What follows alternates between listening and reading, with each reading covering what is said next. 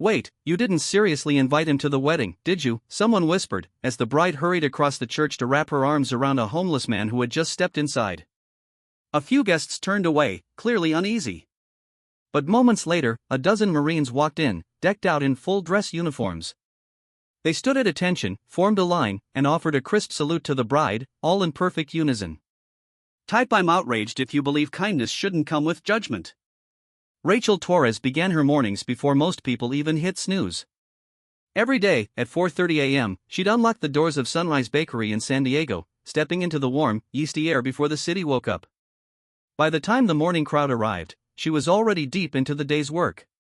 At just 30 years old, she'd already held the role of head pastry chef for 6 years, with locals raving about her flaky croissants and cinnamon rolls that practically melted on your tongue. But to the folks she worked with, Rachel wasn't just the croissant queen, she was also known for something else. A quiet, personal habit she followed like clockwork. Right after she finished the first round of baking, she'd gently wrap up a fresh pastry, pour some hot coffee into a to-go cup, and sneak out the back door. She'd leave the package on a bench near the bus stop, alongside a little handwritten note wishing someone peace for the day.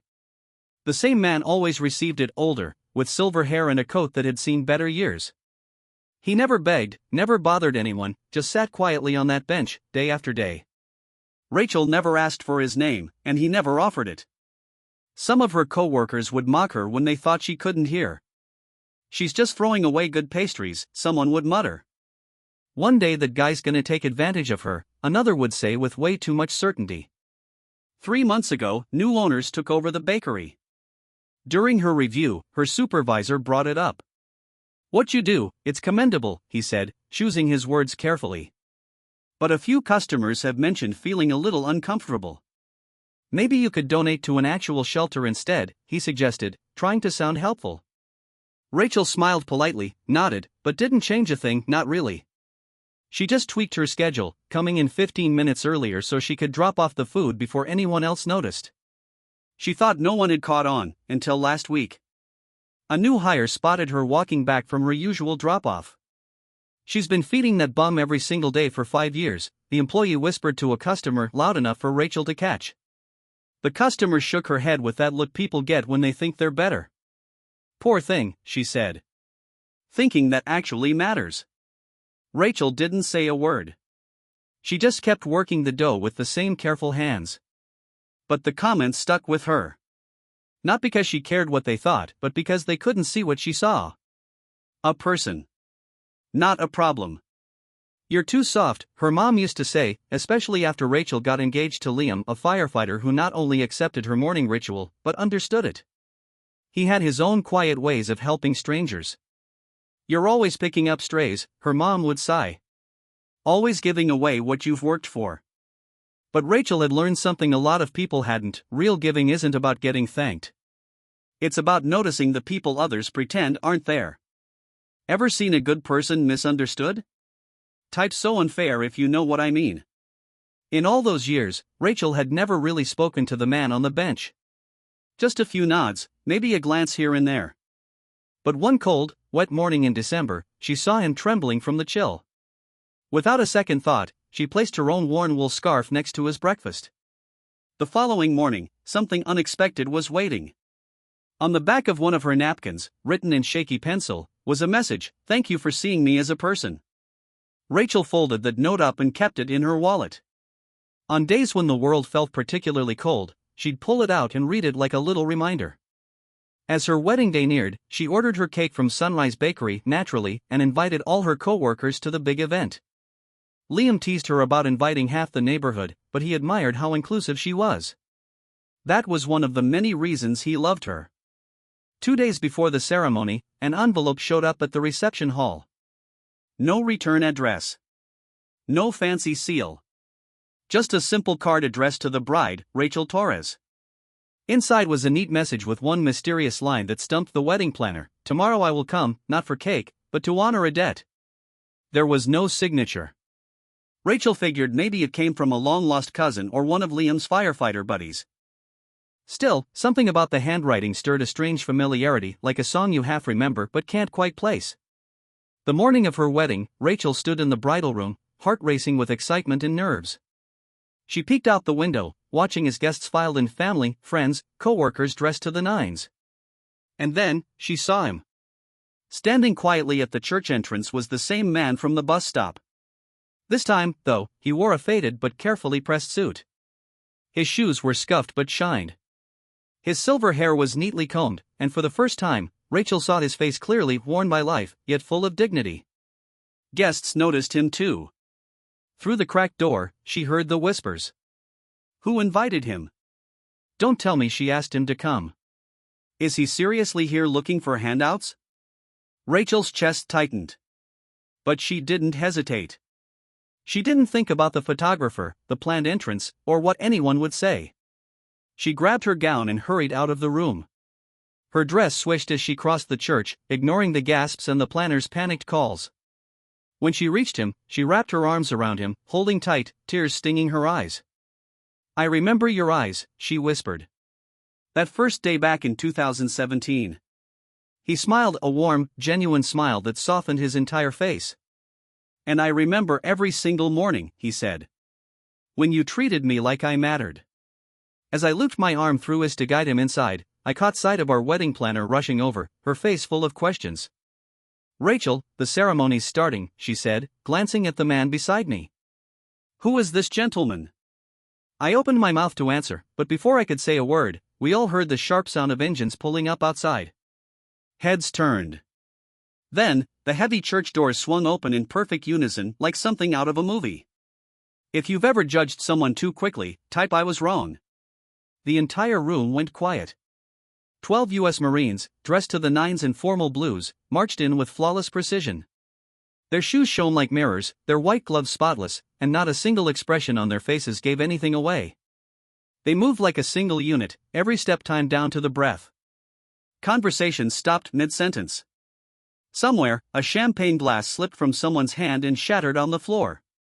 Then, the lead Marine, a captain whose name tag read Rourke, stepped forward. He snapped to attention in front of me and gave a crisp salute. On behalf of Alpha Company, 3rd Battalion, 5th Marines, he announced, his voice echoing through the church, we're here to honor the woman who quietly supported a hero for 6 years. I stood there, stunned, still holding onto Samuel's arm.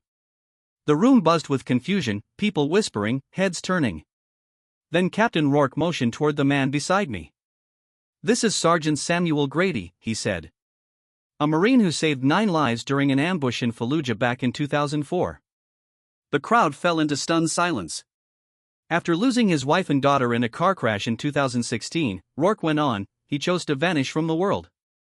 He never used his benefits. Never told anyone who he was. You could feel the shift in the room. Folks who had been quietly judging just moments earlier were now staring wide-eyed, speechless. Another Marine stepped forward and handed me a shadow box. Inside was a weathered photo and a military medal. The picture showed a younger Samuel, face hard, arms wrapped around a wounded Marine dragging him through what looked like a bombed-out street. In the background, unmistakably, stood a younger Captain Rourke. Sergeant Grady carried me 4 blocks through enemy fire, Rourke said, voice steady but thick with emotion. I'd taken shrapnel to both legs. He came back for 8 more men that day. Even though he was hurt himself. He earned the Silver Star for that, but never claimed it. Rourke paused and looked down for a moment, then met my eyes again. I wouldn't be alive if it weren't for him. And truthfully? If not for you, Ms. Torres, he might not be standing here today either. Tears streamed down my face, smudging what was left of my makeup. I didn't know, I whispered, looking at Samuel, really looking at him. That was the point, he said softly. I didn't want to be thanked for doing my job. After I lost my family, I couldn't stand being around people who saw me as a hero. I didn't feel like one. Couldn't even save the ones who mattered most. He paused, swallowing hard. But you never asked anything of me. Never wanted to know my story. You just gave me food. Saw me. Left those notes. They gave me a reason to get up every day. The Marines had formed a formal line down the center of the aisle, an honor guard stretching from the entrance to the altar. Then Captain Rourke turned to address the guests. Ms. Torres didn't know she was helping a decorated war hero, he said. She just helped a man in need. No expectations, no recognition, just quiet kindness, day after day. His eyes swept across the room and landed on a few guests who'd been whispering earlier. In the Corps, we have a saying, never leave a Marine behind. Rachel Torres, who never wore the uniform, understood that better than some who have. That's when one of my bridesmaids stepped forward, tears running down her cheeks. I work with Rachel, she said. Every morning, she gets in early to bake extra, just so she can leave a fresh pastry for him. She pays for it herself. Another co-worker, voice trembling, chimed in. She never told any of us. And, we made fun of her for it. I feel awful. Then a guest stood up. This isn't just a wedding, he said. We're witnessing something bigger, a military honor. Samuel turned to me, gently taking my hands. I came here today to give you the only gift I have left, the truth. My presence. My thanks. He smiled faintly. I knew about your wedding because I overheard you mention it one morning. I hope it's okay. I reached out to a few old friends. I could barely see through the tears, but I smiled. It's more than okay. This is the most beautiful wedding gift anyone could have given me. Liam, who'd been watching the whole thing unfold in disbelief, finally stepped forward. He held out a hand to Samuel. Sir, he said, it would be an honor if you joined the ceremony. Maybe even walk Rachel down the aisle? If you've ever had a small act of kindness come back to you in a big way, type I owe a debt. After our honeymoon, I didn't go back to the bakery. Liam and I decided to put our wedding gift money to better use. We launched a little breakfast program in our neighborhood called the Quiet Table, a place where homeless veterans could get a warm meal, no questions asked. No photographers. No press releases. Just a carved wooden sign that read, feeding one person feeds an entire life that might otherwise be forgotten. Samuel never showed up at the Quiet Table, not even once. But each month, like clockwork, I'd find a postcard in the mail sent from different towns and cities across the country. Everyone had the same handwritten line, every breakfast is a salute. Thank you, Rachel. Captain Rourke told us later that Samuel had finally started using his VA benefits. He was getting medical treatment and trauma counseling, the help he'd quietly gone without for years. The Marines had done more than honor Samuel, they helped him find his footing again. They got him into housing, connected him back to the military brotherhood he'd once left behind. And on our first wedding anniversary, Liam and I showed up at the Quiet Table just like we always did, only this time, the 12 Marines were already there, waiting for us.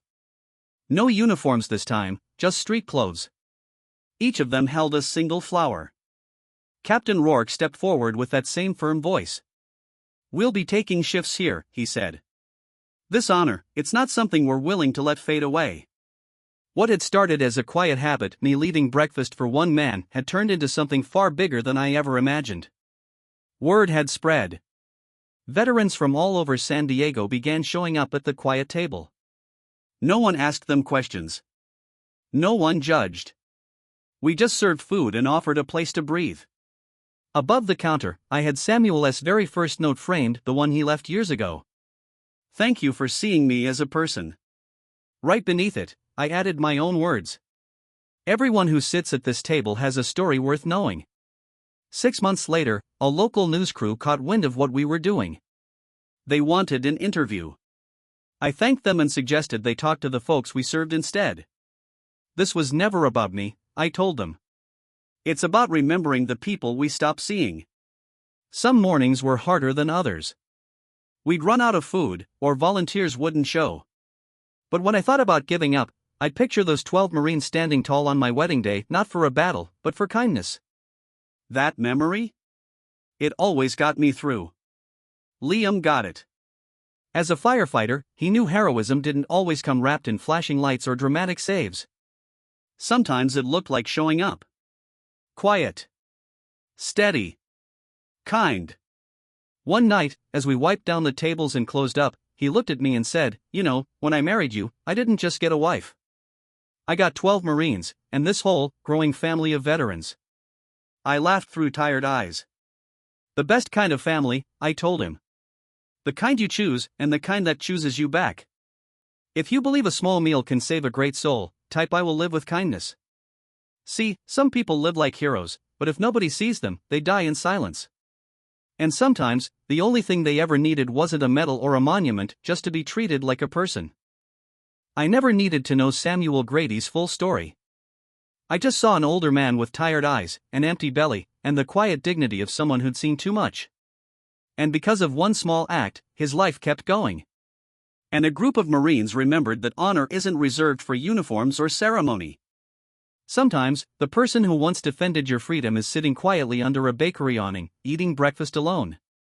The homeless folks we pass without a glance? Some were once teachers who shaped minds, nurses who saved lives, or soldiers who carried others through hell. Their present struggles don't erase their past, and they don't erase their humanity either. So live with kindness. Not for praise. Not for likes. Do it because someday, you might witness 12 people lower their heads out of respect for something you did without ever expecting thanks. In a world that shouts and posts and performs for the crowd, never forget. Real heroism? It often hides in the quietest corners, in the smallest acts of care done without applause. HC Stories, because the greatest heroes often eat alone.